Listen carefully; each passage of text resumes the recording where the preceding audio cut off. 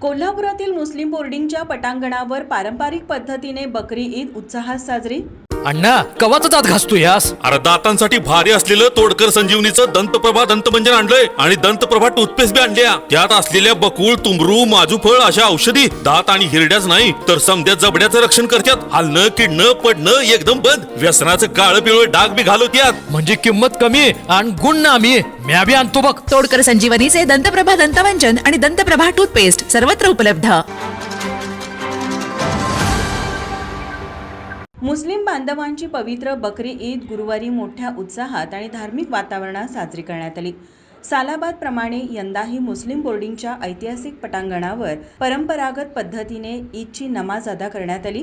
पहिल्या जमातीतील मुफ्ती इर्शाद कुन्नुरे यांनी नमाज पठण करून उपस्थितांना मार्गदर्शन केले। यावेळी सर्व धर्मियांनी एकत्र येऊन कोल्हापूर शहर आणि देशात एकात्मता, बंधुभाव व सुखशांती कायम राहावी अशी प्रार्थना केली। तसेच दुसऱ्या जमातीची नमाज हाफिज मोहम्मद जैद मुल्ला यांनी अदा केली, तर तिसऱ्या जमातीतील मौलाना राहमतुल्ला कोकणे यांनी नमाज पठण केले।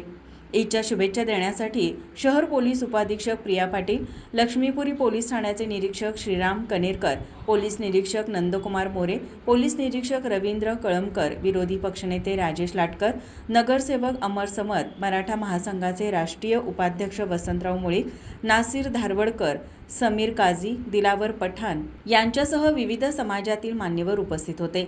उपस्थितांचे स्वागत संस्थेचे प्रशासक कादरबाई मलवारी यांनी केले, तर मान्यवरांचे आभार संस्थेचे चेअरमन गणी आजरेकर यांनी मानले। यावेळी मुस्लिम बोर्डिंगचे उपाध्यक्ष आदिल फराज, संचालक हाजी पापाभाई बागवान, हाजी लियाकत मुजावर, हाजी जहागीर अत्तार, रफिक शेख, रफिक मुल्ला, फारुक पटवेगार, अल्ताफ झाजी आणि मलिक बागवान यांच्यासह आदी उपस्थित होते। माझा महाराष्ट्र न्यूज कोल्हापूर। ताज्या घडामोडी पाहण्यासाठी माझा महाराष्ट्र न्यूजला आजच सबस्क्राईब करा।